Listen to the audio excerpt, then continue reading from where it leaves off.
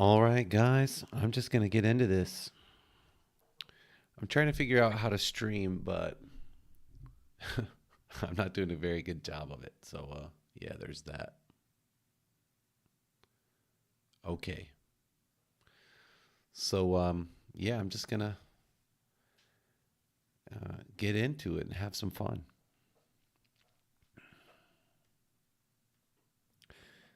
Every once in a while, I might peek up and see if anybody has dropped by. I don't know. It's probably so late and where most of the people who subscribe to my channel are, so I'm not really sure if anybody's even going to drop by.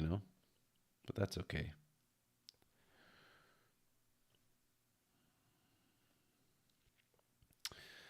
This weird creature here is some kind of a creation.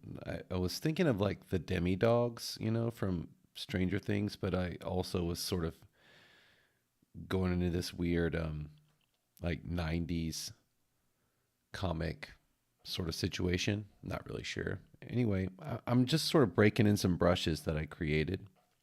But first, before I actually do that, I want to like sort of work out like what's going on with this guy. Like, kind of figure out like what the physiology of this creature is, um, all the geometric forms, I guess.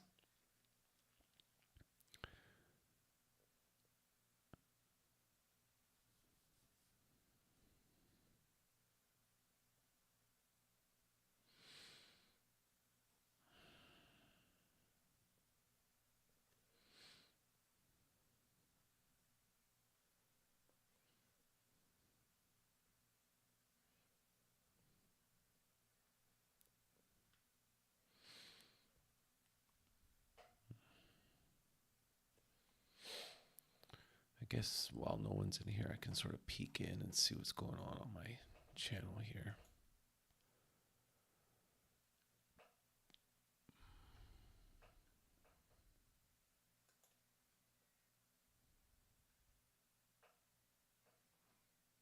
Okay, it seems like everything's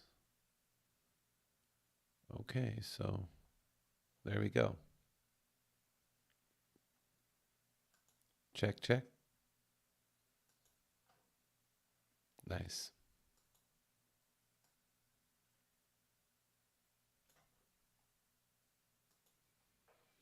Okay, let's do this.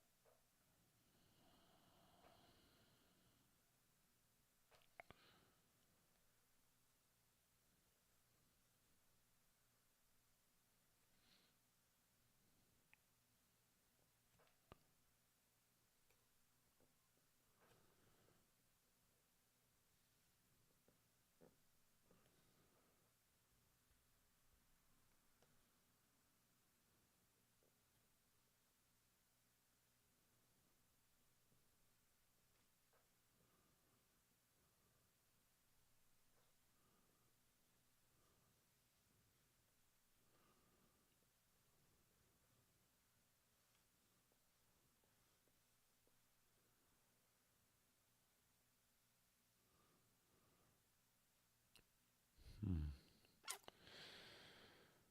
I'm not really sure.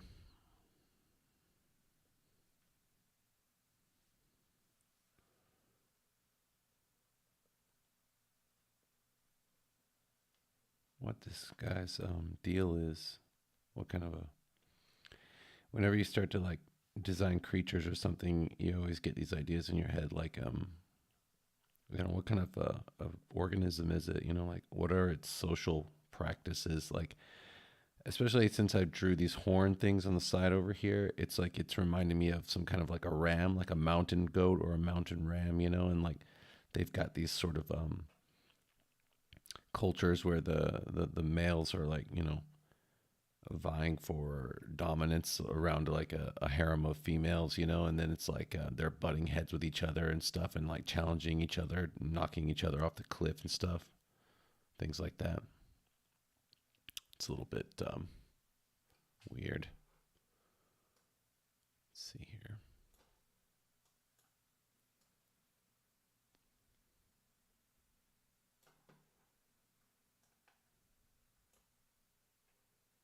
There we go. That's cool. Oh man, I'm using the OBS Streamlabs desktop thing, but it's weird because it won't let you type anything into the YouTube chat from within the desktop window. I got to figure it out. I got to figure out a better solution. I'm in the next couple of months. I'm gonna definitely try to like sort of improve my stream game.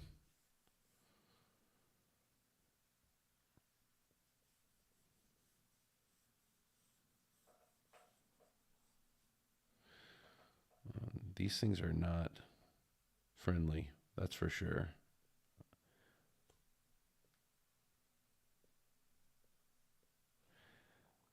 I really loved the. I mean, if anybody that drops by and watches this stream after it's been published, because I don't think there are many people in here now. I can't see, but it looks like there's no one here. But if anybody comes by and later you like see this, I in my head I've got that final season of the Castlevania animated series on Netflix. It was one of the better things to have come out in the last couple of years.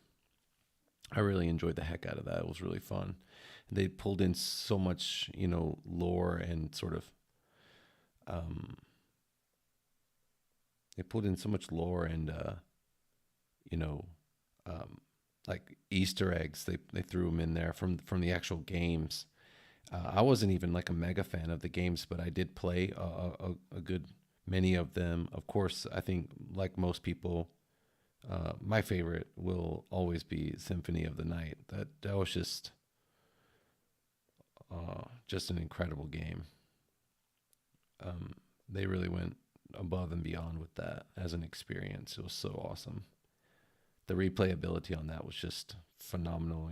I would just like come home and like make it a daily like habit to like sit down and my mom, when I was in like my first few years of high school were relatively uneventful. I would just come home from school and like um kind of do what I had to do, get my homework done, like, and just kind of lounge around. But I would spend like a good little bit of time like exploring the castles and stuff like that, and then I don't know, it was awesome.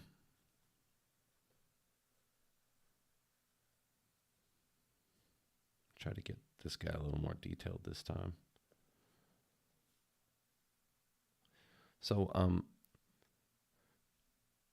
feel like if you drop by and see this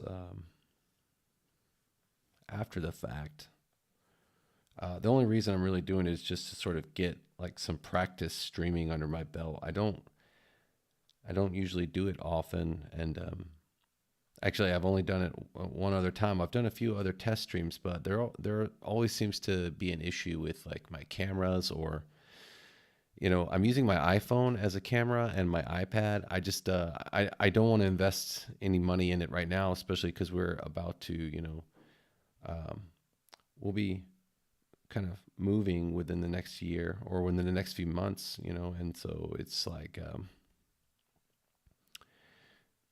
I don't want to. I don't know what the situation is going to be like there exactly yet, so I want to set it up for sort of build it from the ground up. I've definitely got plans to build like a little like streaming area, like a streaming studio. But for right now, I just want to like sort of understand it, like how does it work and how to do it and things like that. So I'm just using what I've got around the house right now and getting into it, which is cool. And later when once I get like the setup the way that I want it, it'll be much easier to just like plug it in and go.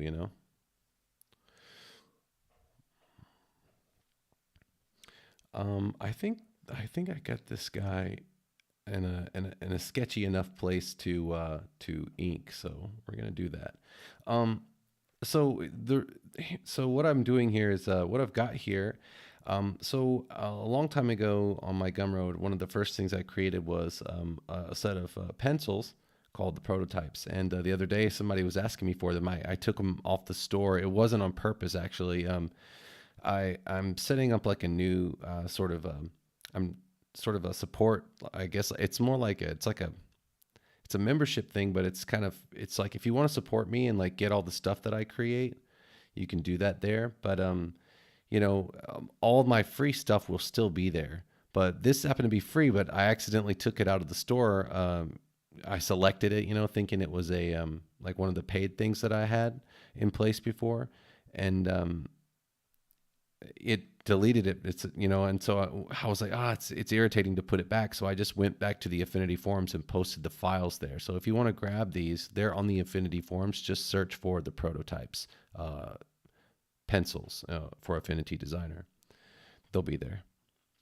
But I took one brush the other day and I was like, okay, I'm going to have some fun. I'm going to see how many different brushes I can build out of this single brush.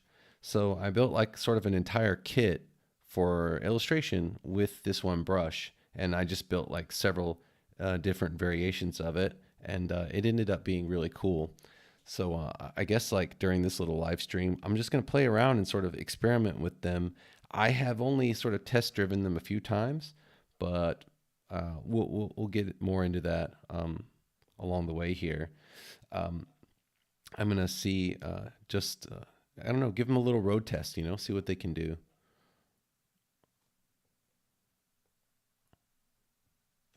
These are going to be available within the creator's cache, but I mean, it's a soft launch right now. I'm not going to really like announce it. It's there if you guys want to check it out, but I want to build it up for a while before I really start touting it to everybody because I don't want a bunch of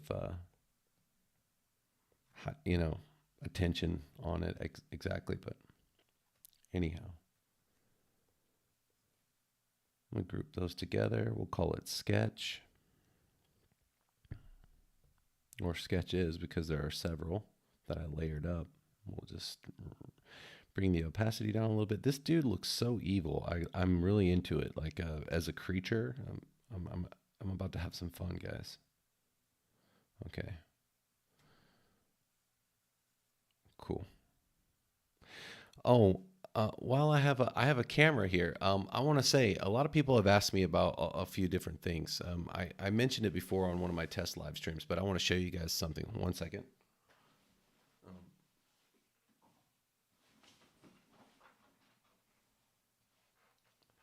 All right. Um, so I use these really awesome tips that I can't recommend enough. They're really cool. They're by a company called uh, I think it's Paylink. Yep. And they make these different. Oops, I've got my little case turned around backwards here. I've got to like line it up so you can see it properly. They're black. They're very distinct. They make white versions, but I prefer the black tip versions because with the white tips they get real dirty, and I just don't like looking at it. And even though I can't prove it, it may be a psychological thing, but I feel like the black tips last a little bit longer somehow, but there's probably no substance to that. It's just in my mind, that's just the way I have perceived it. So I'm willing to admit bias there. But so I've got these ones that are soft. They call them 2B. These are my absolute favorite for like inking and stuff like that. They're really rubbery and they've got a lot of traction. And like on a glass screen, like if you're not using a screen protector, um, they don't work well. And that's why I have these guys right here, which are the hard versions. They call them HB. They're slightly less hard than the standard Apple pencil nibs, but they work really well for drawing on the glass. But then if you've got like a screen protector on and you want like some real friction and some real traction, the soft ones are just incredible. So that's what I'm using. And I used to go in and buy some really fancy Apple Pencil grips, but I was in one of the stationery shops out here in Korea, and I there's these. It's like you can buy them for $1. These little jelly things. They fit right on the Apple Pencil, like super comfortably. They just melt right into my fingers. They feel so good. I really love them. So yeah, there's that. Um, Let me see. Oh yeah, I'm also guys. I'm not getting paid for any of this or whatever. So I'm excited about this kind of stuff. So I always want to share it. Um, I don't know how much it costs if you're out in the States or out in Europe, but basically, if you're looking to get like a screen film, I use the screen film from this company called Tech. They make a sketch film for the iPad. They're like super cheap out here. They're like less than $10, and I gave it a shot. At some point, sort of not wanting to pay like $40 for a not wanting to pay like $40 for a you know what's that brand that's so popular, paper like. And I was like, nope, no thank you. I mean, it just seems too expensive, especially since I know for a fact that these sketch films, they sort of they they tend to wear out, and it's really annoying. But so it's like, I over the last 3 years, I've been using Roaring and I go through about three a year. So every 4 months, when I feel like the texture's getting you know a little bit loose or smooth, I just take it off, throw it in the recycling bin, and order another few. And then I just keep that going, and it's like, they're so good. I really like them. As a company, they make a lot of really interesting peripherals for iPads and iPhones and things like that. But I bet you, I'm not really certain because I don't use Amazon and things like that much these days. I don't know if you can find them on Western websites. I mean, we use Amazon out here too occasionally, but for the most part, we use like there are different sort of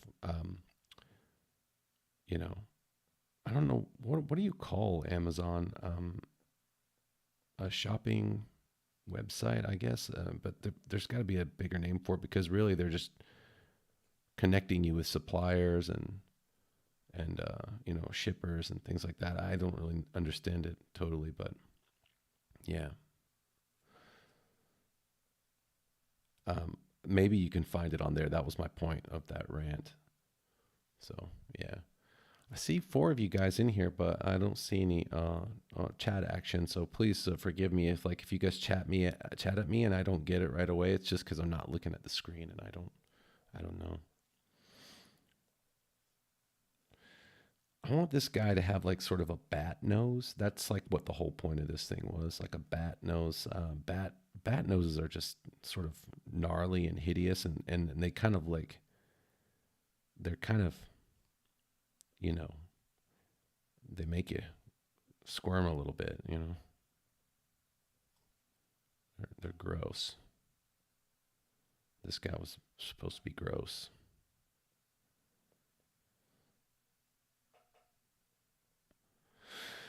I know this is like ultra loose drawing and stuff, but I mean these days it's weird. It's like that's what feels good to me, and maybe it's lazy, or I don't know, but I'm just sort of following my I don't know, I'm just kind of following what where my instincts are guiding me or towards.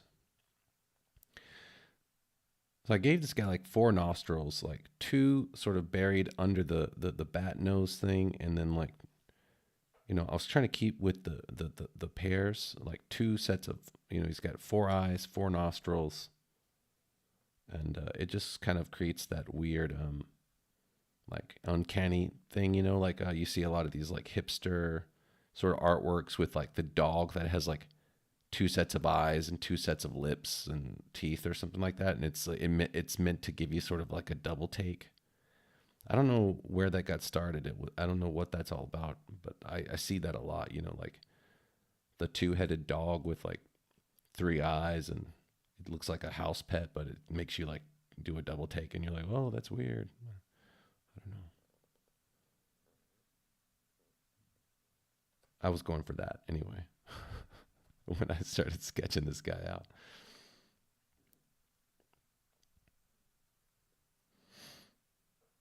Cool. Yeah, I kind of I wanted to show all the eyes, so I kind of screwed up on the angle, and I made it an angle that doesn't really show the eyes really well, but that's okay.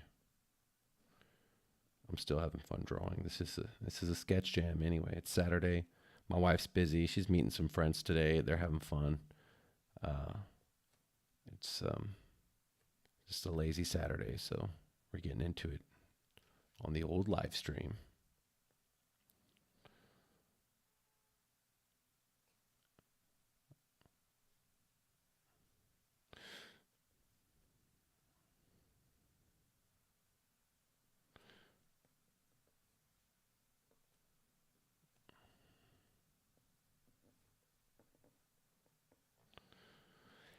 Here's another tip.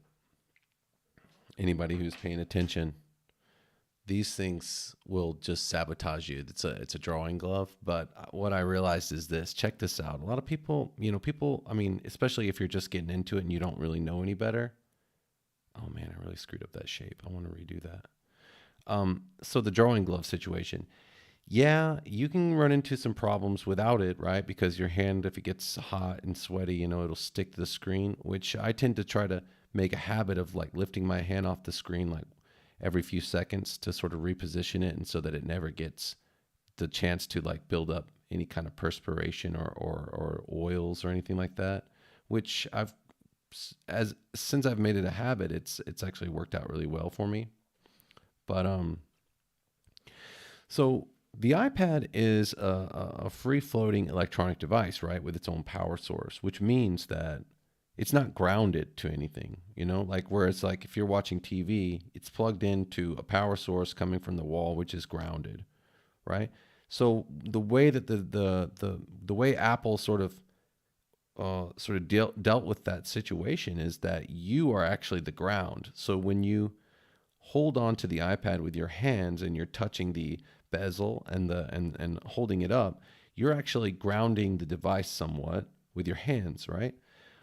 So like with the iPad, what I noticed is that I started experiencing this, and I wasn't educated enough on it to understand what was happening. But I would be at work, and I'd be on my lunch break, and I'd be sitting there on my iPad drawing, and I had the sketch glove on. It's super comfortable. I felt really confident, like okay, my hand's not going to mess up the screen, and I thought that was what I should have done, but it started having this problem where there was all these jumpy lines all the time. Like the line would just jump and create these weird anomalies on the screen.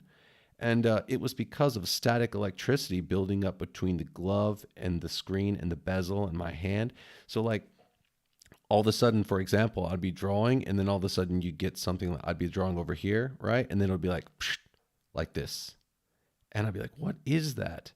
Uh, it was because of some kind of a static charge being discharged between my hand, the glove, and the screen, and it was really annoying. So if you're having that issue and you're wearing a drawing glove while you're working with your iPad, that's the reason. Um, you know.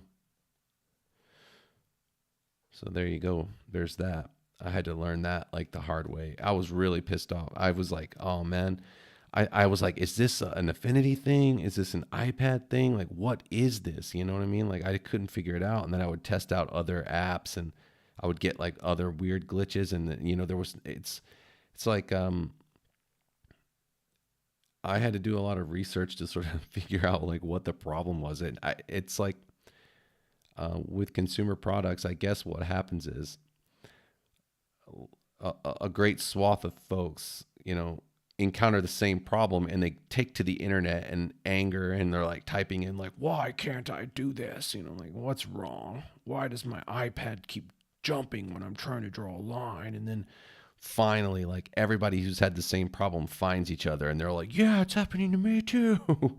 And then finally somebody comes along and they're like, oh, it's because of this, guys.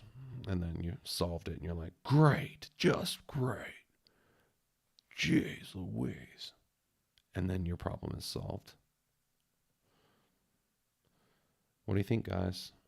I'm not, I know I talk a lot on the channel. Okay, so like, I also want to say that like, the future of my channel in particular is definitely live streaming and drawing and things like that. I love Affinity, and I'm really grateful to them for like giving me a shot to like, increase my exposure. Unfortunately for me, at some point, it wasn't exactly like what I really think I needed to do at that time, but it was such a great opportunity and it was so exciting. It really filled me with a lot of, you know, hope for the future and sort of confidence that somebody thought like at least some of my ideas weren't totally insane and that I wasn't, a complete idiot. It instilled some confidence in me, which I was very happy about. But as I look around on YouTube these days and everything's changing, the landscape's changing. Like YouTube doesn't really favor long form videos, I think, anymore. The tutorial environment is getting so saturated. It's like every day somebody's coming up with a tutorial, like, and a lot of times, I mean, I'm not calling anybody out by name or anything, guys. So please, I don't hate, I participate. You know what I'm saying? I just want to say though that a lot of times I'll see videos and it'll look like the topic was, I'll know it because I've also checked out like YouTuber tools and things like that, and I'll see some topic that was definitely, I mean, it just seems like it just screams to me that it was generated by AI, the topic, not the video, the topic, like how to create a squiggly line in Affinity Designer 2, or like, create a spiral, thingy, and, in Affinity Designer 2. It's like, it's got these keywords in it and it's got like the words like create or draw. And I'm like, man, okay, so it's like, at some point and I'm not slamming this because, if you want to do this and if your thing is like, you're making a YouTube channel and like, I think it's, I was struggling to like figure it out, like, but then I slowed down and I realized I was like, what do I want to do? Because at some point, who's driving? Are you driving the AI or is the AI driving you? You know what I mean? So like, I didn't want to be this guy like waking up every morning like checking the AI recommended topic results only to scramble to sit down and like put together a video on the thing. I guess it would be super dark in there. I guess it's fine. Yeah, like I just didn't want to have my daily grind become. Well, that's just it. I didn't want to have this whole thing become a daily grind. It started out as something I was doing for fun, and then I'm like, what? So now what do I got to do? Like, like design a choo-choo train in Affinity Designer 2 for iPad.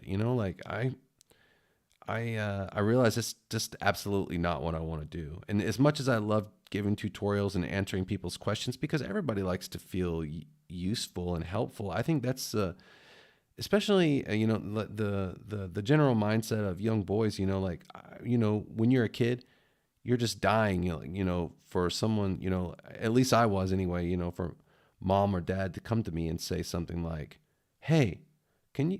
I'm feeling a little bit tired or something. Can you like wash the dishes or mow the lawn?" It's like, oh man, I want to help. I think I mean, there's this desire to feel useful, and then you get that praise. Oh, you're so awesome. Thank you for your help. I think that's like a natural human instinct, and I think as we are community animals, that's just the way we're sort of designed to be. So it's like I don't mind answering questions and making tutorials, especially when like a great group, several people drop by the channel asking the same question. Of course I can't just like stop at what I'm doing all the time, like make a tutorial for every question that comes across the desk. But then when like 15 people come by asking the same question, then you're like, in my head, I'm like, oh man, I've got to make this video now. Like too many people are asking me about it. And it seems like it would be really useful and helpful. So I think like that kind of stuff is fun, but I don't want to wake up every morning and like read an AI recommendation and like, go scramble to, you know, make a repeating pattern, like using pastel colors in Affinity Designer 2 for iPad. Like, I don't know. I love Affinity though. I've been using 2.1 a lot. I'm in 2.0 right now, but I did sign up for the beta program, and man, it just keeps getting better and better, guys. It's crazy. They're working so hard on this stuff, man. Uh, I don't know. I just have so much admiration for those guys. They're working so hard, and they're always like improving the community like that they've got going on up there. If you're not on the forums, you got to get over there, and like there's just a treasure trove of information. People are so. I mean, you're always going to run into like snarky or grumpy people, but I I learned even I get snarky and grumpy sometimes, and I realized the other day, actually, it was so funny. I was watching the kids at school, because I'm a teacher, and I was watching them, and I was like, there was one particular day, a lot of the kids came in and they were real grumpy. I think it had something to do with like a very tiring day at school, and you know, I, wa- I was watching the interactions between people, and I started to realize I was like, most of the time when we're angry or when we're snappy with people and we start scolding them for things they do, because kids will just straight up like they'll just assassinate each other. They'll be like, you know, Josh is stupid and I hate him and he's always noisy and like, and then Josh will just retort back like, you never shut up, like, and it's like, but on other days they're like best friends. I think most of the time when we're angry or mean to people or snarky or something like that, um, it has something more to do with us. It has very little to do with, in rare cases, I mean, it mostly has to do with what's going on inside of us, not really, I don't know, an objective or an objective reality. It's more like how we're dealing with what the things that are happening to us. Anyway,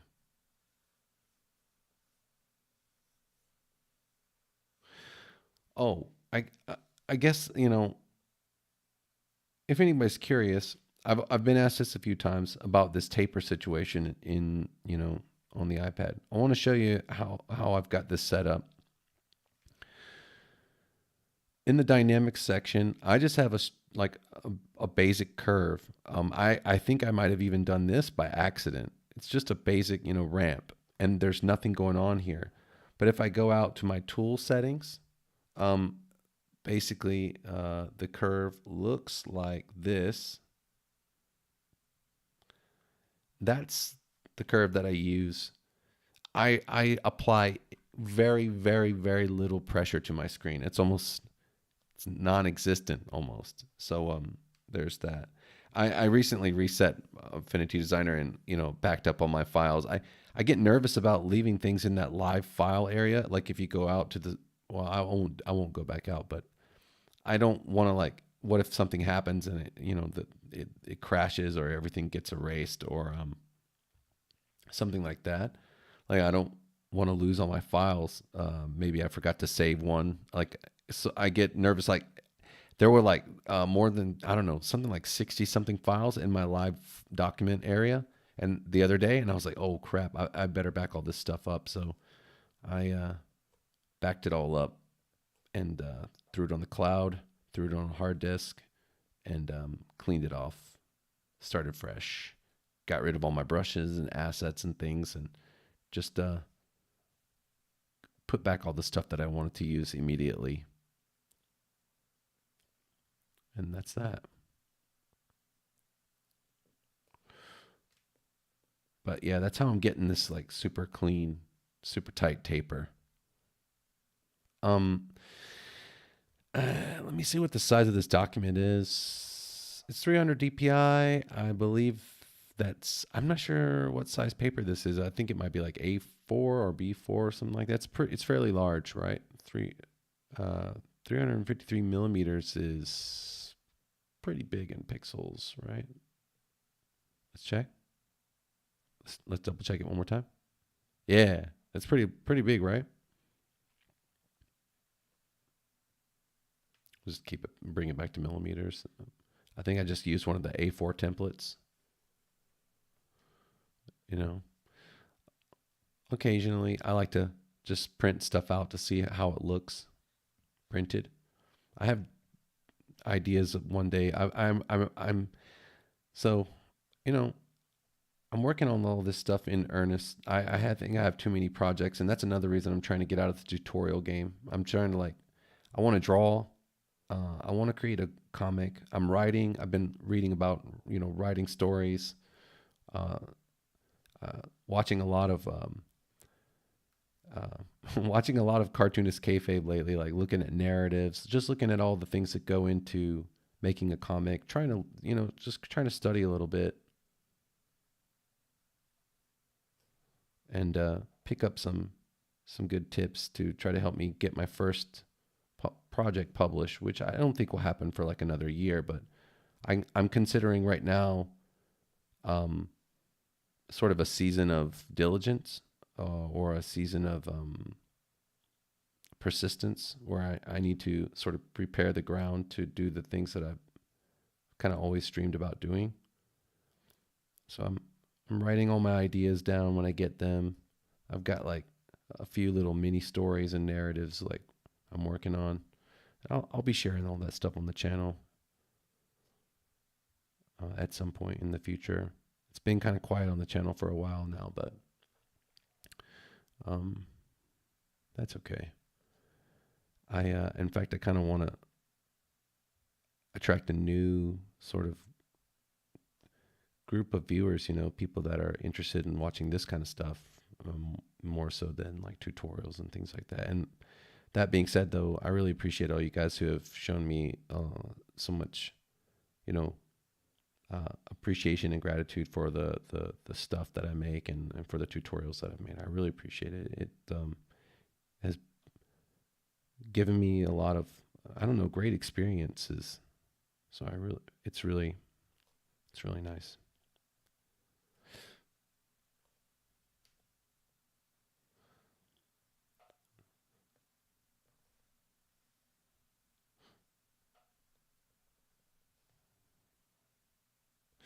I feel like I want to have some dramatic black in here, but I'm afraid. So I'm gonna like put another layer down, and then I'm gonna experiment. What I want to do is I want to grab a brush of some kind. So yeah, like all these brushes were made from the same nibs, right? But I've made sort of a paint style kind of painting kind of brush, like an oil painting looking brush, and even a watercolory type brush that goes down wet. So yeah, I'm just having fun, like making fun stuff with the same nibs. Um, yeah,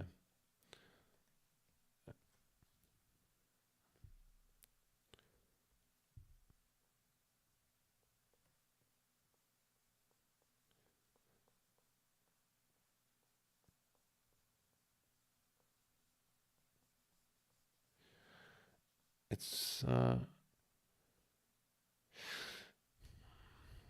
I will probably go back and give this like a proper black treatment. Right now, I'm just sort of like figuring out where I want the black to be, and like maybe I'll have to do some feathering around those areas there to make it look right. I feel like I've got the mouth situation sort of worked out correctly, although it could use a little bit of like hatching, and I feel like this area over here could use a little more darkness too, right? Something like that. So what I'm thinking is I'll probably go back in here and do this properly with black in the paint bucket. And then with this stuff, I'll go back in and do this with like I like this brush a lot. I'm gonna see if I can't use it to get like a painterly sort of thing going on here. So what I think I'm going to do is I'm going to just save that for later. Maybe I want to go back and refer to it as sort of like a plan. But what I'll do is I'll go in here with my inker and I'll sort of delineate that area.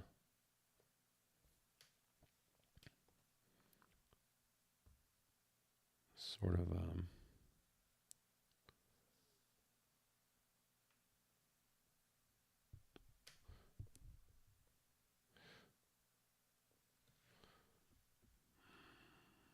get that going. Let me see. The updated paint bucket tools settings, or I guess the behavior of the paint, the fill tool, the flood fill tool. I love it. And it's even better in 2.1. It feels like it's very oops. It feels very good. I mean, I've got the tolerance set really high on it right now, and so that's probably the reason it just failed. But it feels really good. Um,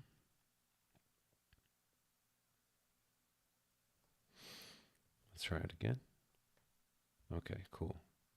And fill it with my black. Current layer. Yeah, the tolerance can be brought down pretty low. There we go. Right? It gets in there really well. And then all I have to do now is just go back in and sort of follow my plan of feathering into it. Maybe that it's not the best way to approach it, but it could be done with a little more care. But I'm just kind of jamming out. This is not like a serious drawing or anything. And if anybody's in here like stickling, like, what a loser! Look at the way he flood fills his spot blacks. Get a life, Robert. Okay, man.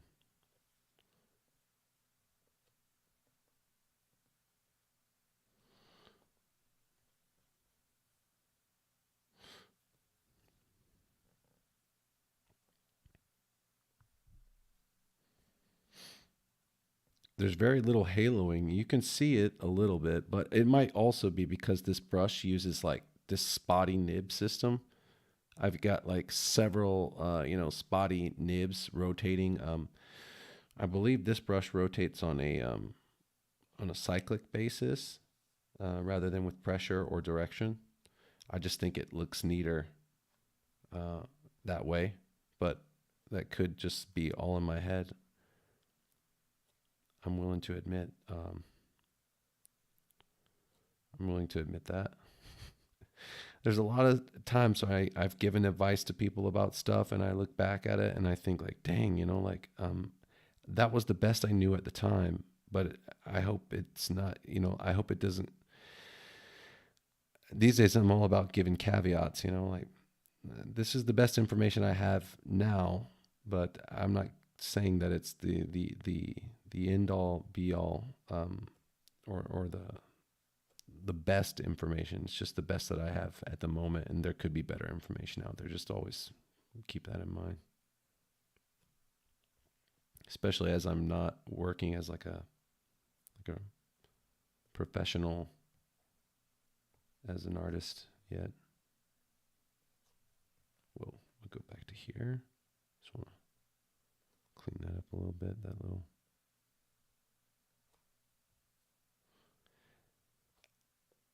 I've got to.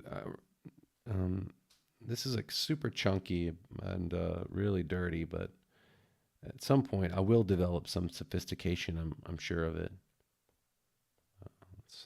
I can get rid of this now. I think I'll just group these together. That looks good enough to paint. I think we've got it. We're good enough to paint. Let's move this stuff around a little bit and paint this beastie. Let's call this one inks. Throw a little snapshot in here just in case something happens while I'm on stream. Everything decides to go haywire. throw down a pixel layer, and I'll get jamming with these brushes. Um, how am I going to approach this? I think the first thing I'm going to do is just set down a layer of paint. And I'm probably just going to use my good old YRB64.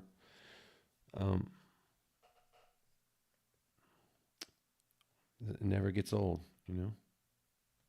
Or at least not to me, anyway.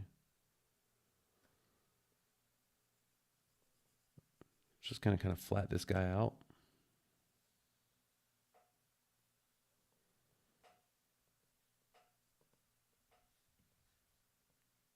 Whoa, sorry. Forget to change the flood fill color. Yeah, there's some haloing, but I think a lot of it has to do with the brush that I'm using. That's okay. It definitely speeds things up.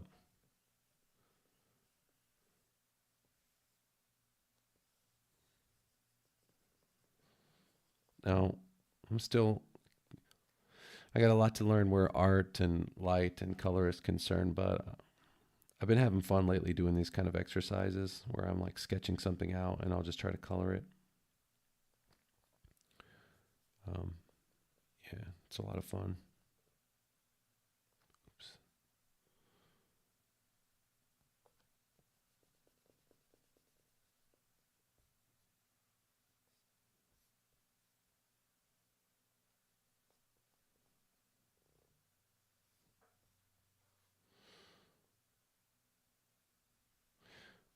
Actually, okay, so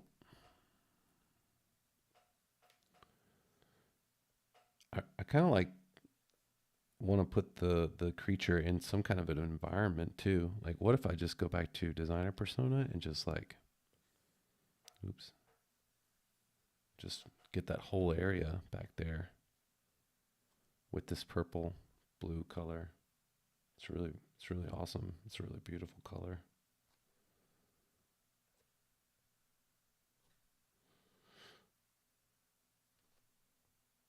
I mean, I'm still gonna clean up the paint. Yeah, I think it'd be better if it was just in an environment of some kind. Like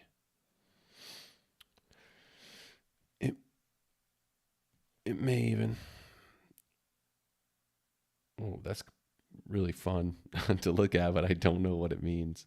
Like as far as like reality is concerned, or the reality of this creature's world. Let's give it like a weird. Let's give it like a weird. Let's give it like a weird situation. Maybe this thing lives on some sort of like Lovecraftian hellscape where everything's like, you know, purple, like color out of space.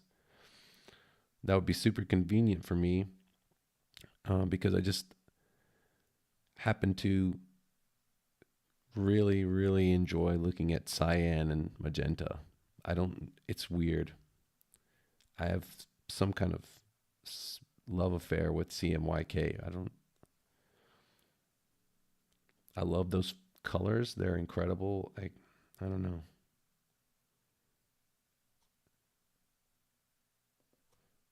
I'm not very sophisticated. I guess you can say that, but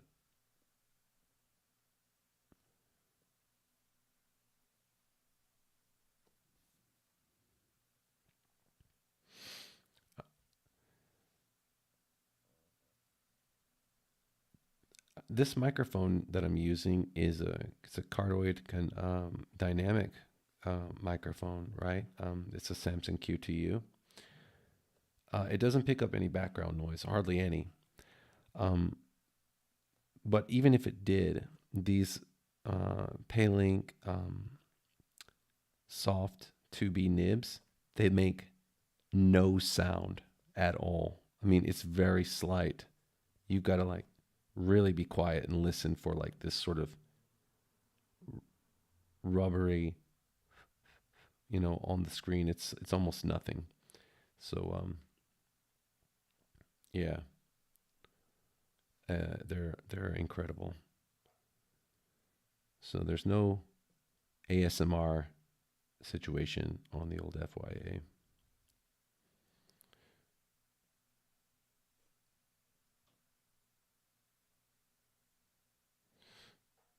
All right. So what I'm going to do is I'm going to treat. Okay, so like you have to consider two things. I mean, this is just my thinking. I'm just telling you guys what I'm thinking right now, but the way I'm going to go about doing this, it's like, okay, so this creature is like bluish purple, right? And it lives in a sort of bluish purple environment, and it has a sort of, I guess you would call it like a semi-translucent, semi-translucent. How do I say that? Like a semi-translucent um, kind of skin, I guess I would say. And it's exposed to light. It's shiny. Oops, eraser.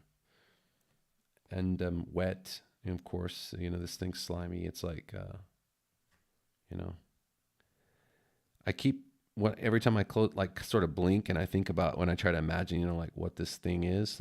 I keep getting these images of the the what are they called, the hell dogs from Ghostbusters, Gozer, the Gozerian, the I mean the Gozer dogs. I forgot what they're called, like the hell pups. I don't even know. Um, there's only a few people here in the chat, so if you guys know, it'd be some good education for me. But I don't even know. I don't even know if you guys can hear me or anything like that. So I hope that you can. So I'm trying to figure out right now is like what the lighting situation for this thing is. Like I'm just kind of in fact, I think maybe I need another blue first to sort of layer it up. Let's move up to something like this. Yeah, that's a little bit better, right? More subtle. Yeah, I guess. Guys, I have no like real formal art training. I did take a lot of art classes in high school when I was president of the art club and such, but I I don't think that really says anything about my pedigree as far as art is concerned. The shadow should be over here, or maybe coming from above, and I can change the gradient, right? So it's like if I go back, maybe it's more from above, since I've already chosen such a hard shadow below, something like this. And I think I'm just really being self-indulgent, right, with these colors, but that's okay.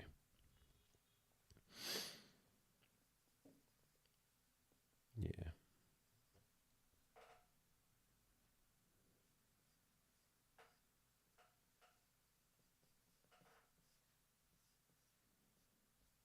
cool. Get a little bit of it worked into the fabric of the creature here. Really lightly working it in there. Yeah, cool.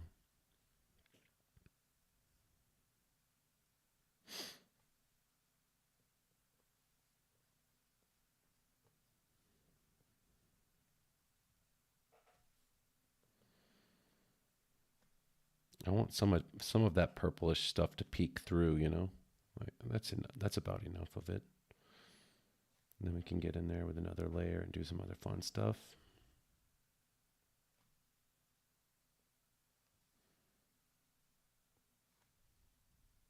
Let's see here.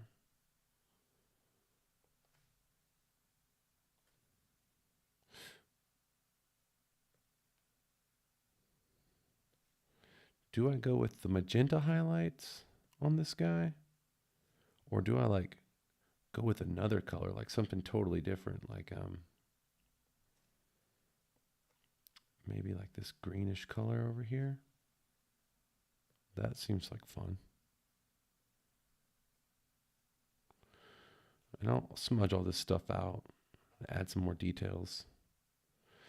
At some point, I'm gonna have to admit defeat, like as I'm just sketching around here, like having some fun today. Like I don't really know what I'm doing. Um, oh, sorry, Bobby. Oh, Bobby Beetle. Hey, man. Thanks.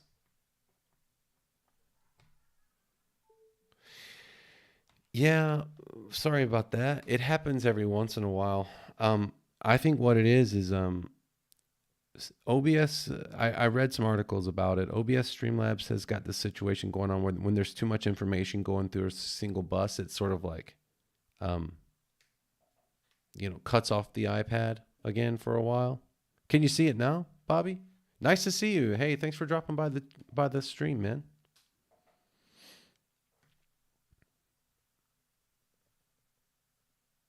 Sweet.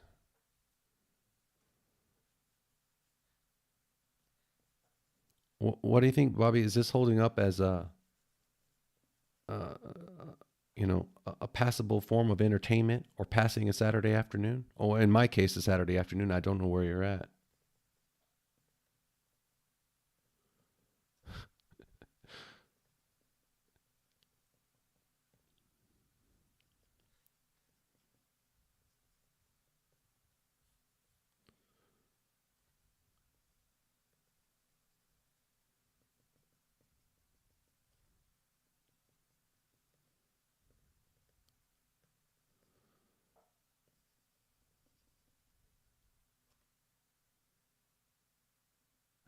Right on. Hey, no problem.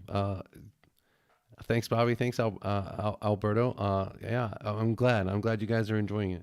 I don't know if you can be learning a lot, really. I'm just kind of like, I don't know. I'm just kind of experimenting, Everything is experimental at this stage this morning or this afternoon for me.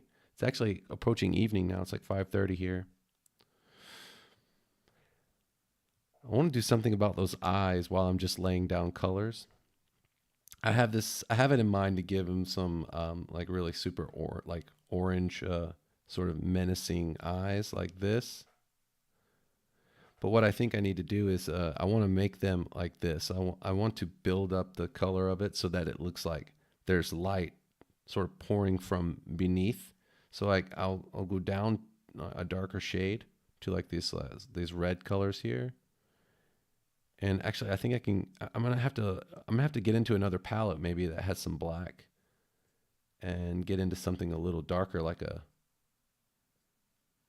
something like this. One of these colors here. Let's go with like a dark brown, like this one, like a dark brownish red. Yeah, it could even be darker than this. Gosh, maybe not. I'll just leave it like that. I am working on a CMYK document, I believe. I didn't catch it when I did the resize earlier, but I'm pretty sure this is a CMYK document. I'm on a new layer, right? Yeah, sweet. Okay. I like to work real sloppy like this, so I can go back, and I don't mind going back to clean up as long as I can get my basic ideas out of my head. Um, I'm still working on how to figure all that out, like um, what I do know is that going forward, I'm just going to do this kind of stuff like all the time, like until it just becomes like a second nature to me. So that way, when I do when I do want to get my ideas out, they'll flow out more freely, and I won't have to try to coax them out uh, in such a panic. Um, that's another thing about like doing YouTube videos and everything like that. Like you feel, at least for me, maybe I'm someone who has some high threshold, like a low threshold for anxiety. Like I get anxiety about it. I don't really like to like come up with the. Actually, what I'm going to do is like I don't know why I just had this image of you guys remember Indiana Jones and the Temple of Doom? Like there was those stones in the village, the magic stones. Ah, hey, thanks. Thanks so much. I wouldn't call this creature so nice, but yeah, I appreciate it. I hope the drawing makes you happy. um, but yeah, like the inside of the inside of that magic. I forgot what they're called in the movie. The Shankara stones or something like that. They had some really cool name for them. I love that movie so much. Um, anyway, I like maybe the inside of these things are like speckled. The matter that they are made of.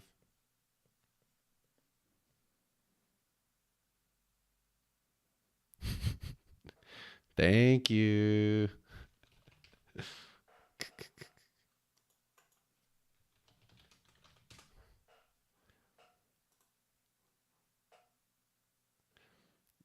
I'm not fast enough on the draw to like bang out like emojis, but I feel like I gotta send one. There you go.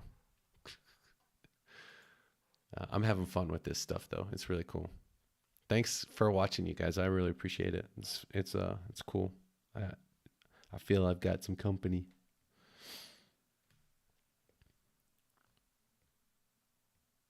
Let's see. Yeah, want a little bit of not too much. He's not a. It's not a fairy, right? It's like a. It's a. This creature will devour you. This is not something that I don't want to put magic in its eyes. Like it doesn't need to look cute. All right, and then around it, maybe it has its own sort of yeah, like lighting situation. I should probably have done this on like another layer, but it's like it's okay. We're just sketch jamming. I don't know. Let's see. What else? What else? What else?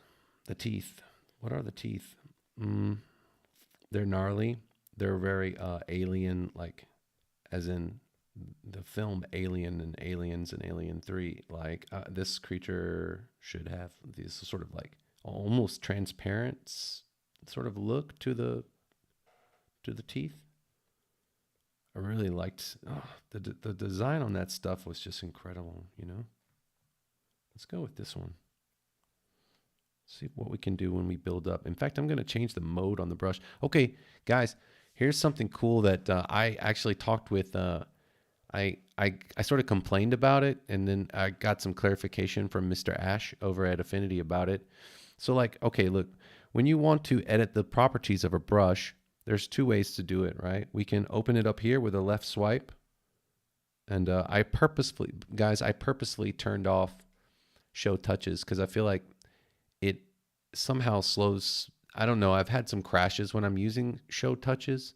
I'm not saying that that's the reason, but I have like this sense that that was what was causing it. So I just usually turn it off these days. But you go in here, you can type edit, right? So whenever I go directly into the brush edit menu from the brush studio, any changes that I make in here to the dynamics or anything like that, they're permanent, right? But check this out. I didn't know this until they told me, when I sort of asked about it. But, I was under the impression that this was also, just a quick way to get into the edit menu. But what's even cooler about it, and it's a little bit confusing, is that any changes made to the brush editor when you approach it from here, it's session based. So it's like I can make changes to the brush that are non-permanent. So when I go in and I make these changes, they don't affect the actual brush. It's only putting that change in place for the time that I'm using it during this session. It's a little bit confusing because like I would come in here and like say I wanted to like make a permanent change to the brush. I would make a permanent change to the brush in here, and then later I would go back over here expecting that change to stick, and it doesn't stick. And so I was like, what's going on? And I complained about it, and then they explained it to me. It's pretty neat. But what I want to do is change the blend mode of this thing to like maybe screen or add. Let's try color dodge first. Okay, so like since I'm in CMYK, of course some of you guys are probably already thinking to yourselves like, hey Rob, the layer modes don't work the same in CMYK. I know that. It's just in fact, I could just change the layer mode. I know that It doesn't work the same in CMYK, but you can still there's some limited use to it. You can still get a little use out of it and have pretty interesting results. So for example, I'll do color dodge. Let's see what happens. Oops, sorry. And then let's go something like this.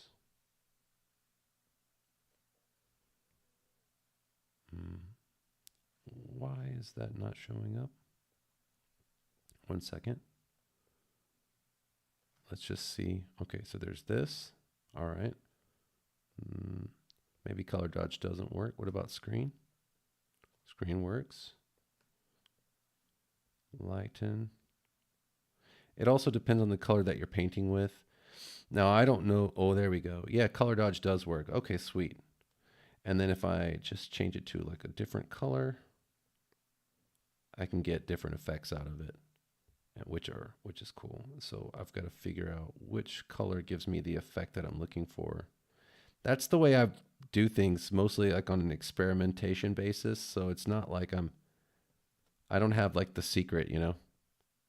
Oh, that's kind of neat.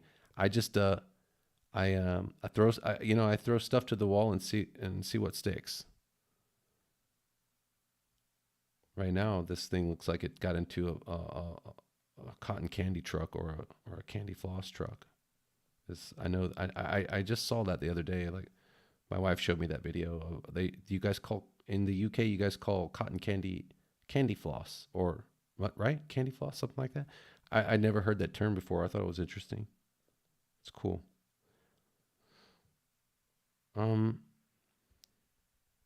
Man, maybe another layer mode will produce something a little more interesting. Like I'm looking to, maybe I just have to go in and do it with straight up color. So I want something more along these lines.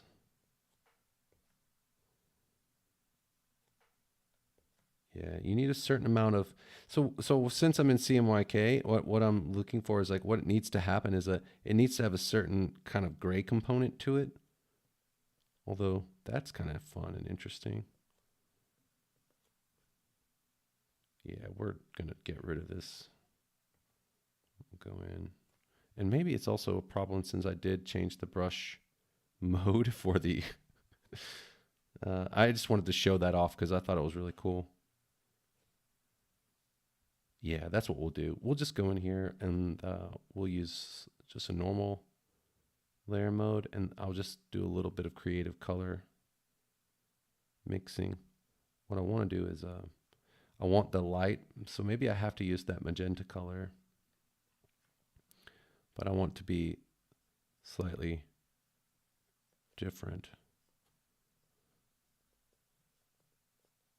Yeah. Yeah, I think that's appropriate. There will be some, I'm definitely going to come in here and, yeah. I'm definitely going to come in here and hit it with some speculars. And maybe I can start throwing in a little of that magenta, like double lighting. I don't know if it's going to work out well. It's actually not the right color, is it? We need to get true magenta. And then I'll just come in, throw a little bit of that in there. The brush is still in normal mode. This layer is also in normal mode. Okay, so we're good.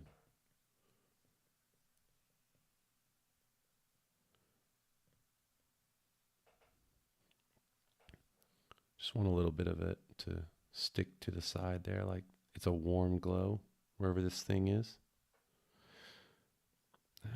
I've got to learn so much more. I got so much more to learn, you know, about color and light and things like that. I'm trying to do my due diligence and study. It's just taking a little while.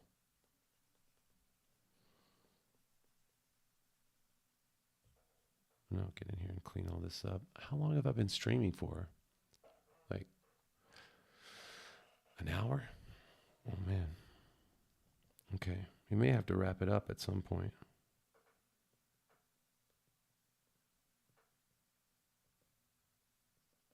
But I'm not tired yet. My eyes are doing really well. I have trouble with my eyes these days. I don't know why the light would go this far, but maybe it does. Maybe it's above, like I said earlier. Yeah, that seems to be pretty cool. And then what if it's just slightly glazing the back side? Yeah,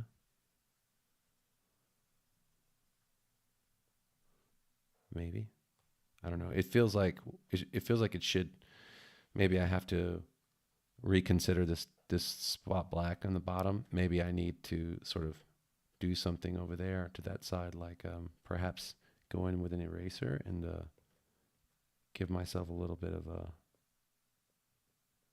room for some other colors like this. Yeah, that could work, right? Do I have the right brush selected? Yeah, just giving myself some room. We're sketching. It's okay. No big deal.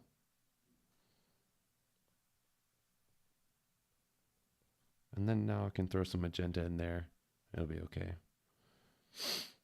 And I'll remember this next time. Like, okay, this is what I've got to do if I want to get that magenta placed well. Something like that. Yeah. Cool. Man, this thing looks bizarre. And then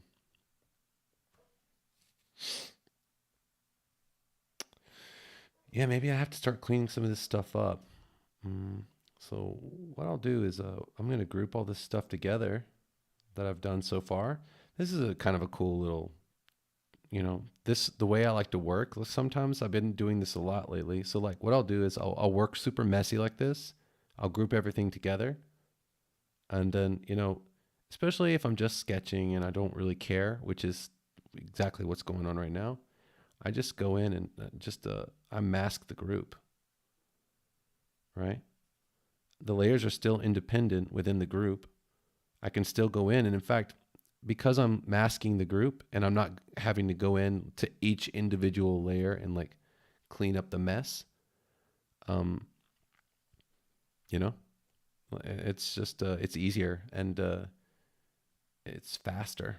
You can really clean up a nice little sketch like really fast that way instead of trying to go super micro and going into every single like layer.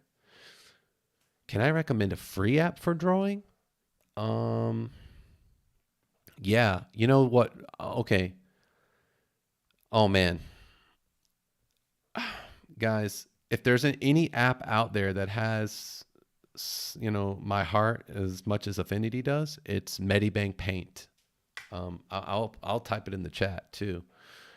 I really love their their ink brush engine and the way it draws. So yeah, Medibank Paint really is really nice.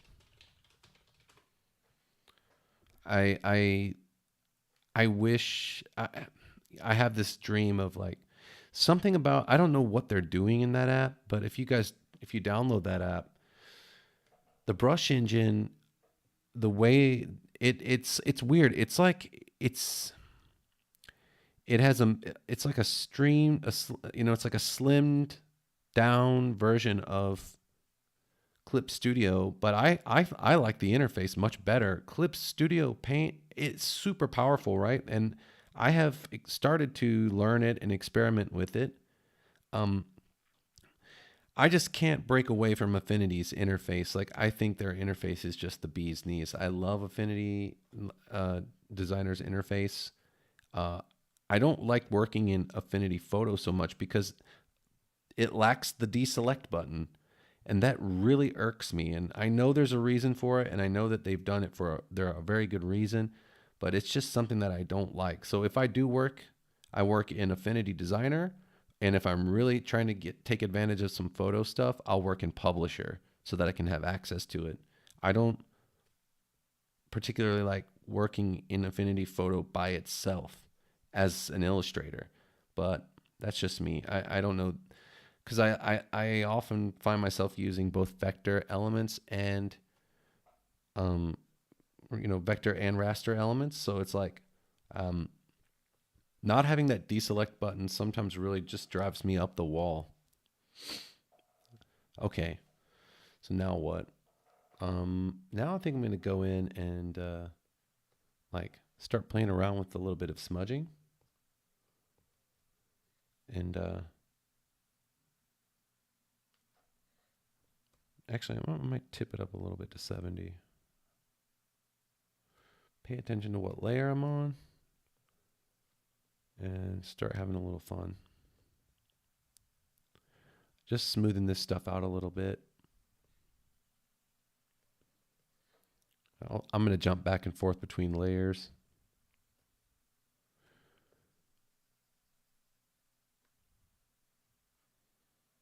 In fact, let's see, yeah.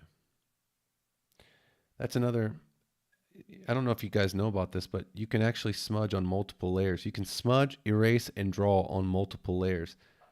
That's another thing I think a lot of people don't know. So I have all these layers selected. You can get in there on every single one of them and get stuff done.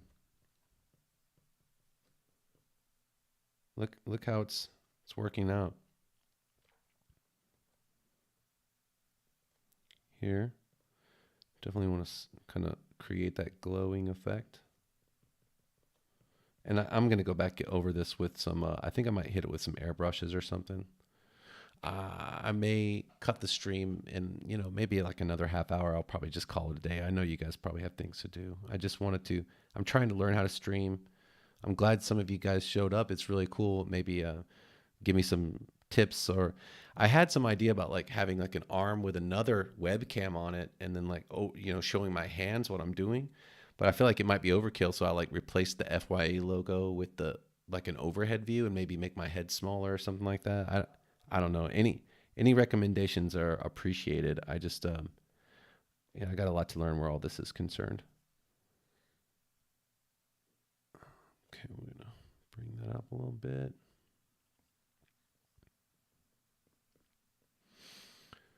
I'm not going about this in any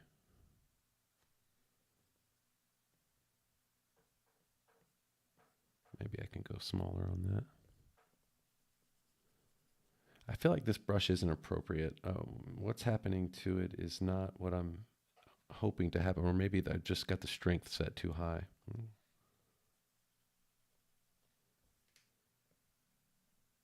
Yeah, that's all it is. Keep it at the recommended 64. That's what I found it to be most effective at when I first created the brush.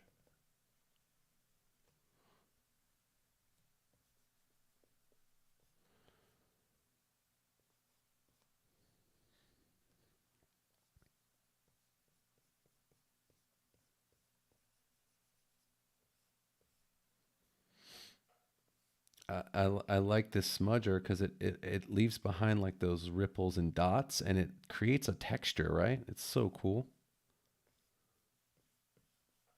Like that's why I wasn't afraid to get super loose with this, because I knew that I would come back in and hit it with this brush and sort of, I don't know, diffuse all that.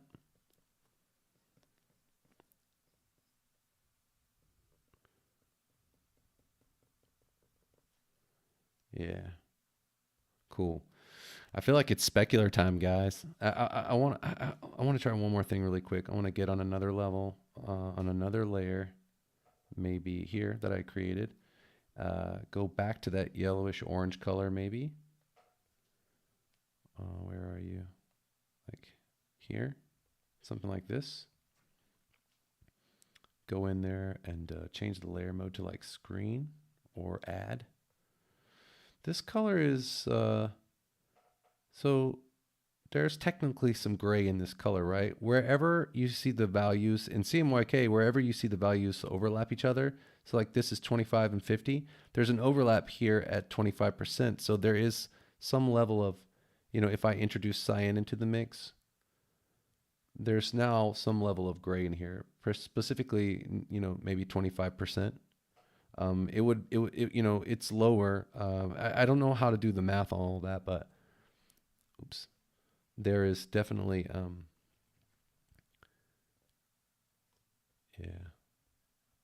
Let me see about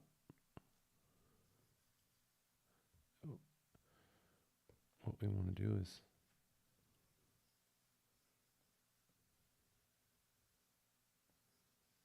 maybe. Yeah, I don't know.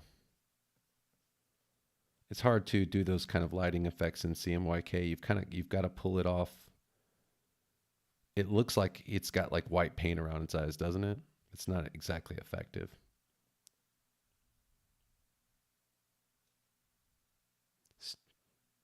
Hey, hi there, Stream Dr. Duck. Thanks for dropping by. Yeah, I like those those wacky cartoony emojis that YouTube has on this on the live chat. They're pretty cool. I saw the hand; it made me smile. Yeah, I don't know, guys. I've got to learn more about like that stuff. I mean, I know that that's the definite drawback from working in CMYK. Anytime you want to do lighting effects and such, you got to sort of come up with it on your own. I could like now, for example, if I were to just go in here with this just straight up gray, watch what happens. But I feel like I need like a different brush, maybe like a. I'm not doing this in like a traditional comic style. I'm doing this in sort of like a. I don't know. I'm not. I don't know. I'm just kind of experimenting. So like I'm thinking that like a grainy airbrush, 50% on a new layer, set to screen, will definitely lighten everything up. Yeah, it's. Oh, the girl behind the tree. Hey, I hope you got your all the stuff sorted out with my brushes. I remember that. I felt bad. Like I was like I didn't didn't really know if you had ever gotten that sorted out. I knew that after the well, that works out. I think it was just the brush. Yeah, after the update to 2.0, some of my brushes went a little wonky. That's why I took them out of the store. I was really sort of disheartened. I also felt like there was a lot of stuff going on. Like Frankentoon made a kit that was really similar, and True Grit had already had a kit that was similar, but yeah. Oh, I'm glad to hear that, girl behind the tree. That's great. I'm glad you got it sorted out.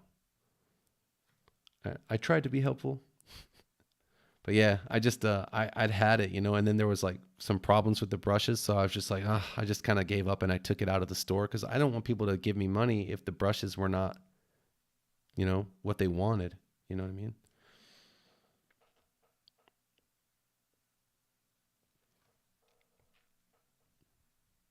I'm glad. That's great. Okay, specular time, guys. Played around with the layer modes a little bit. Yeah, gray will still produce results in screen and multiply in CMYK. So it's reliable up to a point. Like a certain level of gray will still give you some multiply and add and screen capabilities if you're talking about layer modes. But it's limited and it doesn't behave the same way as it does in RGB. It's much easier to do lighting effects and stuff like that in RGB, unfortunately. But yeah, I mean, and that's why you can just work in RGB and then convert. And I think a lot of people sort of slammed me for that when I came out and said that, because I think to a lot of people, like working in CMYK is sort of amateurish because it's easier to, I guess a lot of people, like when we first learned color theory, like in high school. Oh, snap. I hope you let me know what you think later on, the girl behind the tree. TG, TGBTT, TGBTT. I love that name, by the way. I think it's really cool. Um, but yeah, um, I think we all learned color theory in high school. CMYK, yellow and blue make green. That's like our first exposure to color theory. As kids. Like, I mean, shoot, like, even as an ESL teacher, one of our lessons is about color, and some of the stuff they learn in there. It's like yellow and blue make green, and that's just the way we. I don't know, but yeah, that's the way I learned. So that's it.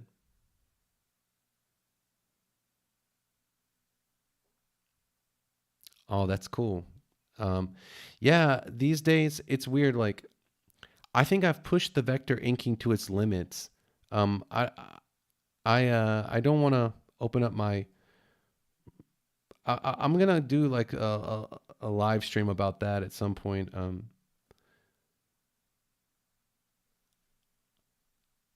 Colorblind. Oh man, my boss. Man, that's crazy. My boss that I worked for when I was in college, it had the same issue. It was always it was very interesting to talk about. Um, I, I heard they make glasses for people who are having color blindness these days. Like you can order them and you'll be able to see like different hues and stuff like that. I don't know much about it, but it sounds really interesting. But hey,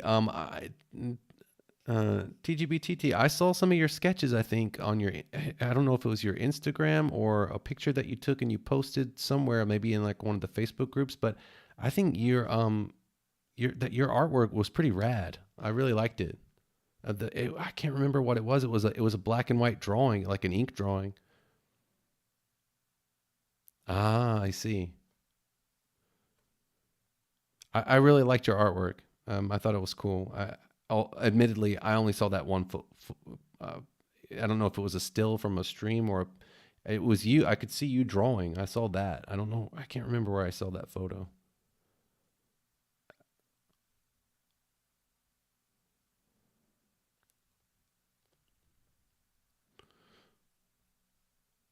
So I'm not doing a good job with these speculars at all. I've got my undo set really low too. By the way, I set it to about 10. It sort of keeps me moving, and I was always worried that it would overload somehow. You know, I play around with the settings a lot. I experiment way more than I should. I think, or maybe just enough. I don't know. Yeah, same here. Stream Doctor Duck. Never regretted it. I'm with Affinity till the end, man. I mean, they've been so cool to me, and they just, if it wasn't for Affinity, I probably wouldn't have gotten into digital art. I was really frustrated.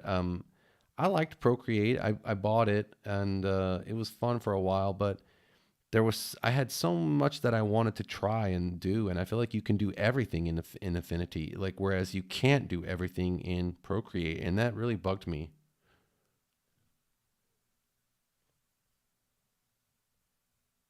So here's where I'm just getting ridiculous. This is very amateurish behavior. So I'm told, but I don't care. I'm just having fun.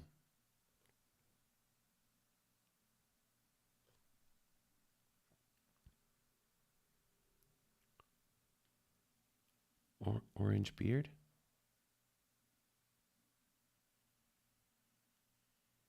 Yeah, maybe. I don't know. It's weird. I can't remember it. I feel like I don't know. I feel like I want to say it was like it had some kind of element of snakes or skulls or some kind of something like that. There was, gosh, TGBTT. I don't know. I can't remember. It's been a long time since that happened, right? Since I last spoke to you, since you bought the brushes, it's been quite a quite a long while.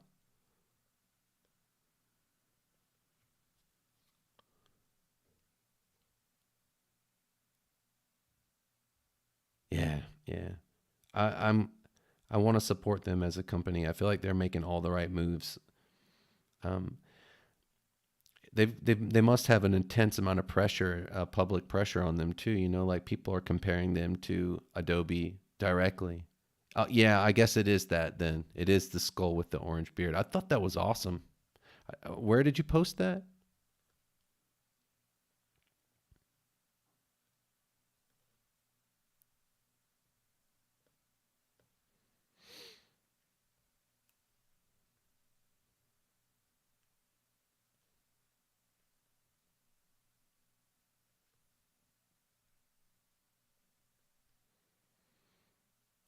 Yeah, is it all vector?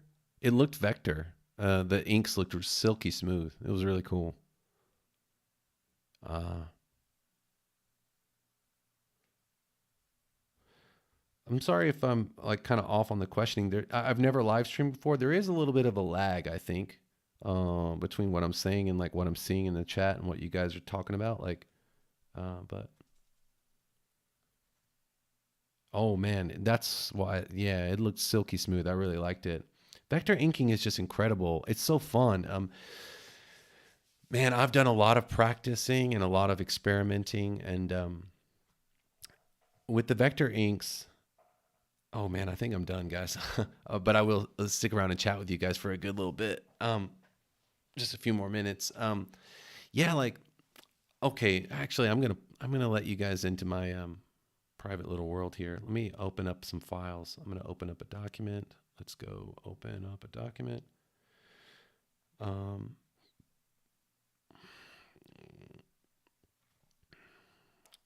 I want to show you guys some fun stuff.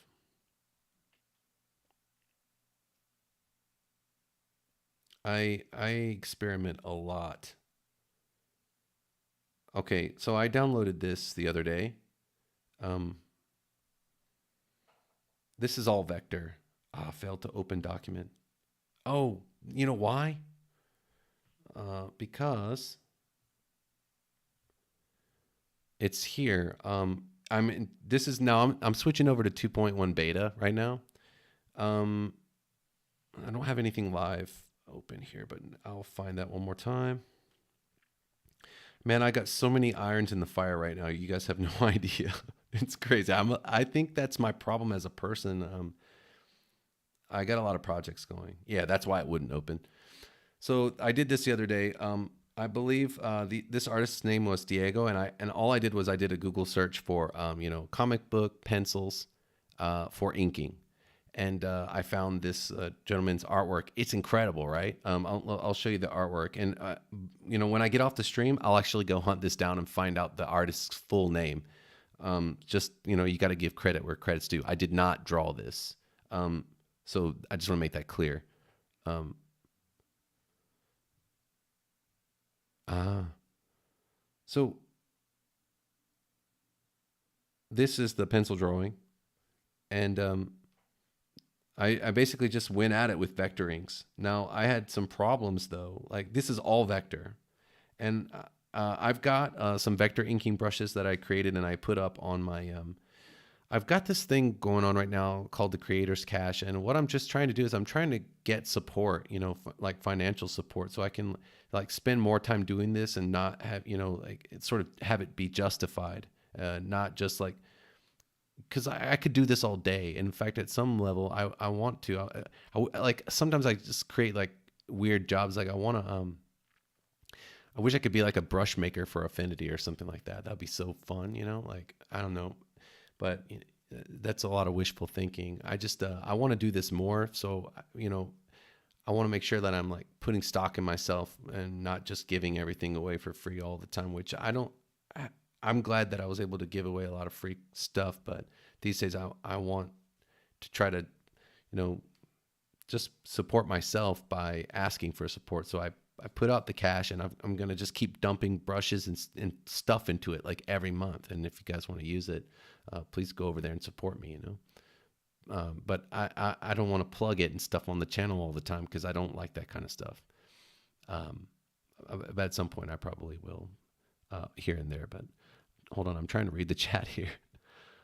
All good. YouTube is different. Yeah, beta versions. I usually wait till they updated it fully. That's just me though. No. I mean, the beta program's awesome, right? Because you can just like download the beta program and join the beta program, and it's like you can see what they're working on and then put your input into it, and then maybe who knows if your input will affect what they do. Maybe like you have a good idea. I feel like good ideas are a dime a dozen. Everybody's got them. And if they don't get them from a wide variety of people, then they don't have, it's just like, okay, the thing that the perfect example of this was the trash can debacle. Man, what a nightmare that was. It must have really been hard for them over there. I I made light of it because I thought it was really funny.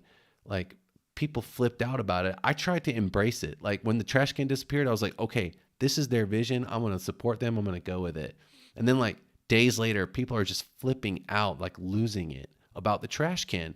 And I get it. You know, some people were really invested in, you know, and I didn't take it so seriously. I made like that joke music video about it, and then you know, but at some point, like because everybody got involved and started sending them mail about it or messages and getting on the forums like, why did you take away the trash can? They put it back. You know, so like you're if you join the beta program and they start to make something and you're like, hey, like what about this? Maybe you give them the idea that changes everything. You never know. So yeah. I don't know. I just highly. I mean, it's free to join the beta program. So I don't know. I spend a couple of days a week, you know, just going digging into the beta stuff, and I keep track of what's going on the forums, like what the updates are to the beta, and you know, like I just kind of cruise around and see what they've been doing, and it's so fun. And I mean, I don't know, like a couple of years ago, I never would have thought that I could do something like this. This is like completely vector. I did it all in here. I didn't have any problems doing it either. It, if you go too fast, once you get so many vector objects on the screen, uh, it creates a problem. But here's what I think. I'm specifically talking to you right now, TGBTT. With the vector inks, I feel like you got to imagine that they're trying to. There's how can I explain it? Like, for example, if I'm looking at this right now, it's in vector view, right? But if I turn this over to pixel view and start looking at it, this is 300 DPI, by the way. I can go into pixel persona and start working on this with my pixel brushes. Where are? Oh, I reset all my brushes. No, no big deal. I'll just use their G pen. Um, yeah. So like I can go in here and oops.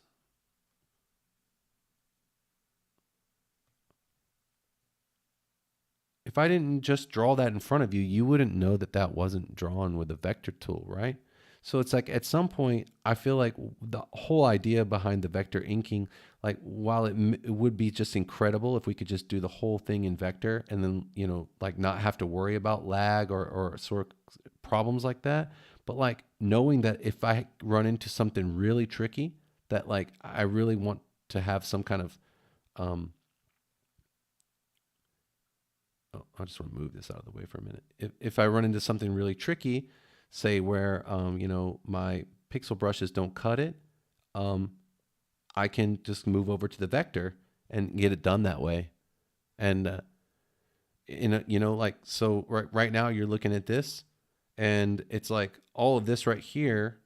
That's I just drew that, but it's indistinguishable in print or during or after export from the vector objects which are directly above.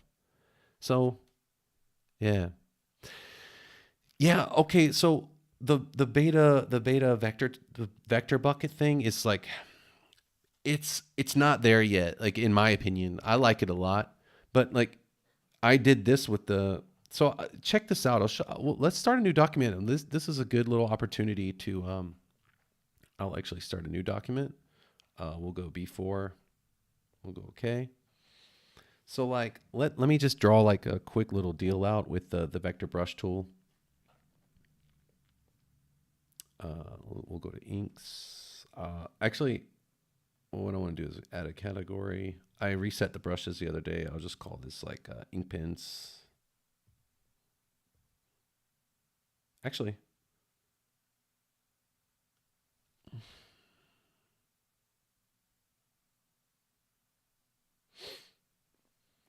this is my latest set of comic ink brushes. It's nothing special. Well, I mean, it's special because I feel like it's effective as a kit. It's like it speeds up my workflow. But other than that, it's round brushes. But so I'll go in here and like draw some stuff out. Let's let's draw out something that needs some black. Like I'll just do like, I like to, when I'm warming up, I find myself drawing like meteoric rocks and stuff like that a lot. So like I'm just drawing with my vector brush as though it were like a regular brush, right? So like I'm getting that, and there's that, and maybe there's this, like a shadow sort of situation. Okay, so like I'll add a vector layer, which I should have done to begin with, but I'll put all this stuff in it. Okay, so what's cool about the situation now with this new vector flood fill is check out what happens. So it's like if I just want to fill like that one area of the rock, I can select those two curves, right? And it's gonna sort of it's gonna calculate. You see it has it selected. It's going to calculate the area that I want to drop that flood fill into. If you just like draw everything onto one vector layer and just select the vector layer, then you can come in and it's going to calculate the whole area, and then you can drop things in. But the detection on it is very biased. You know what I'm saying? Like it's, you got to get super loose to get this ease of use out of it. If you get too tight with your inks, what has to happen is those vector curves, they have to overlap, right? But generally when we're doing something very carefully, they're not overlapping. I wish there was more of a proximity effect where it was like maybe it would still detect, it would still detect a fill like just by the connections, but it's not like, watch what happens when it's really finicky. Okay, so I'll try it now. Go back. Oops. Select the layer. It still works, but it's got a, like that situation right there. I don't know why the bottom part won't work. Let me undo it. I don't know. It's almost there. I mean, they're really just wowing me with this stuff. I never imagined there would be like a tool like this. I just thought it was the coolest thing ever. But see how if I overlap it, now what happens? I'll probably get a fill out of it. Like that. You see?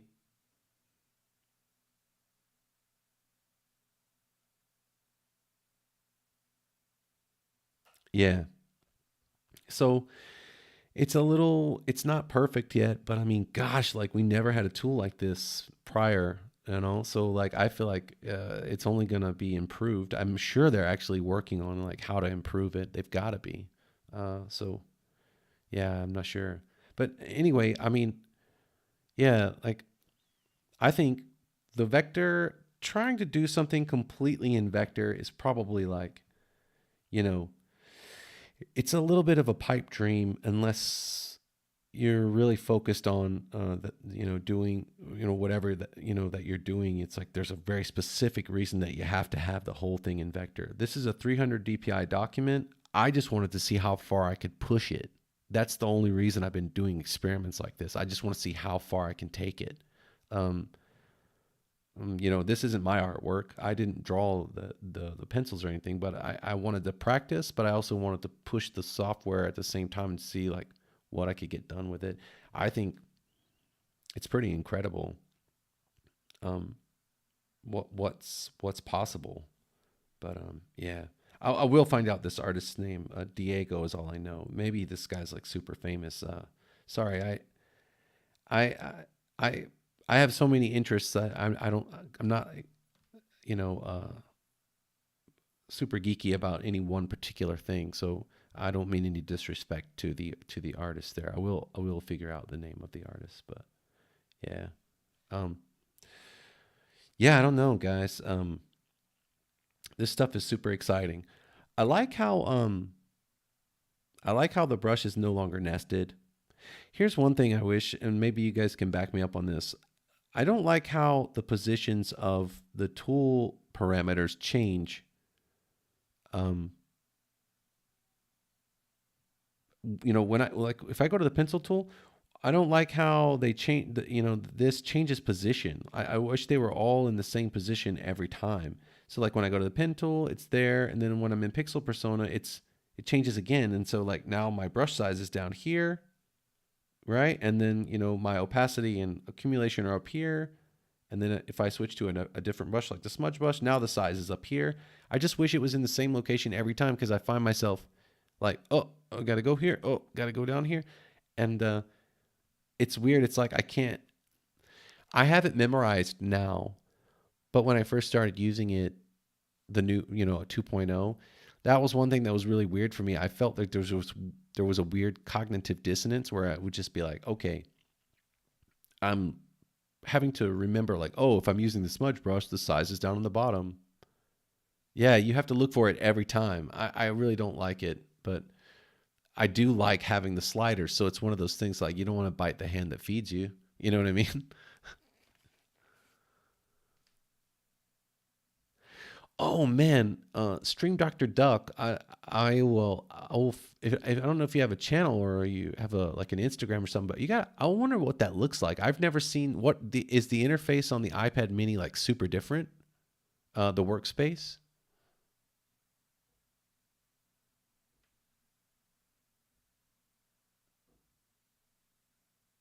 Yeah. I wish it was in the same place too. Who knows what the third I had this idea the other day. Man, I don't okay. I want to run it by Affinity at some point. I'm going to put together like a little PowerPoint presentation of it, but what if so like we have designer persona, pixel persona, and export persona. What if we could create like user personas? There's been a lot of talk. They've been talking a lot about, on the forums especially. There was a lot of talk, not from me, but from the Affinity team, and also just users commenting in general that they were they were hoping to sort of um, customize this area over here and like down here, because people always complain about what's here and what's over here, and we don't use this space here.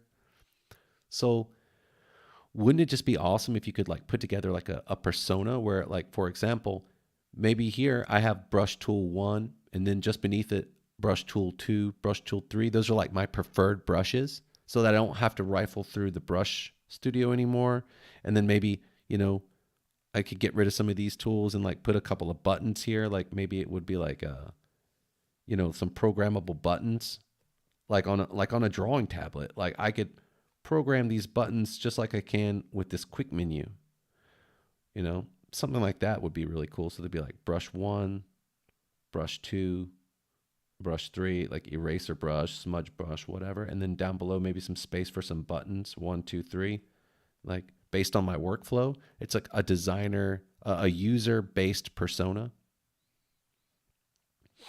I'm sure it would take them a lot of work to be able to program something like that, but it was an idea that I had the other day. I just thought, man, that would be so cool.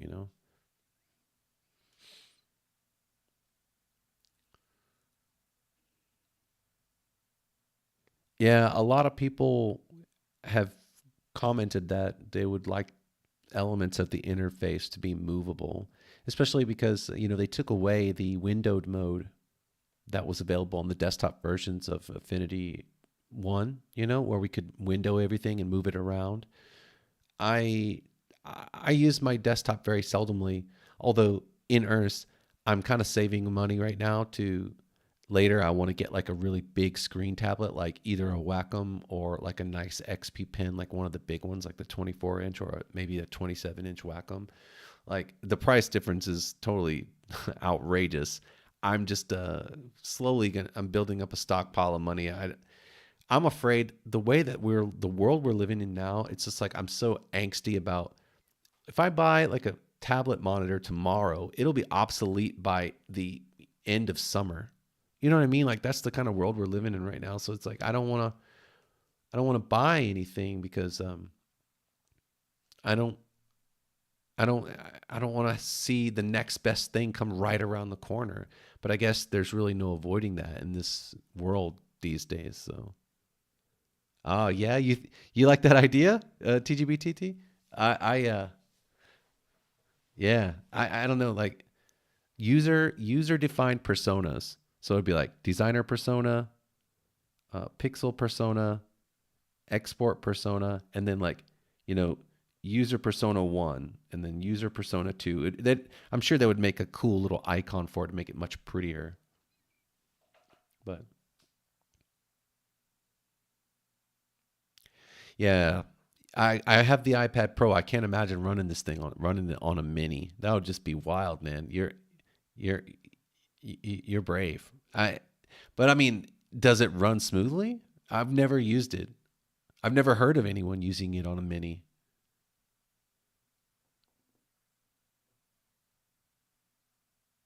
Yeah, yeah, it's crazy. Oh man, let me see here. I want to go back, take a look at my guy here. I don't know. Now when I'm looking at this, it has like a smile on its face.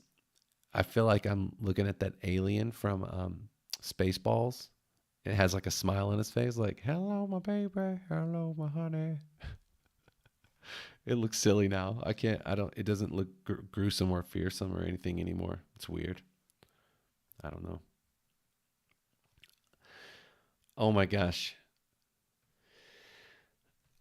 Guys, I might as well tease this to you. I don't know if any of you are interested in creating comics, but that's like my main sort of dream right now. So like I'm trying to like set myself up for success in that way.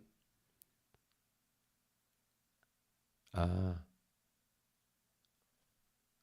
this canvas right here, this one, yeah, Stream Doctor Duck.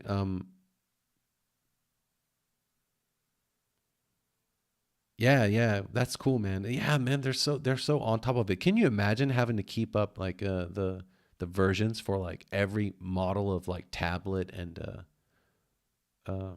or every model of iPad, and then also like desktop and Mac? It's just crazy how much work they're doing. This one is. I'm pretty sure this was like an A4 landscape canvas at 300 DPI. I am not sure. Let me check. Let's go to let's create a new document. B4. It's B4. Yeah. B4 300 DPI. It gives you B4 is a rather large piece of paper. I'm out here in Asia. We use we use JIS B4, and in Korea we use B4 JIS and um, A3 JIS, and it's like it's really those are pretty large sheets of paper. Um, I don't, it gives you a nice, clean resolution, especially in 300 DPI.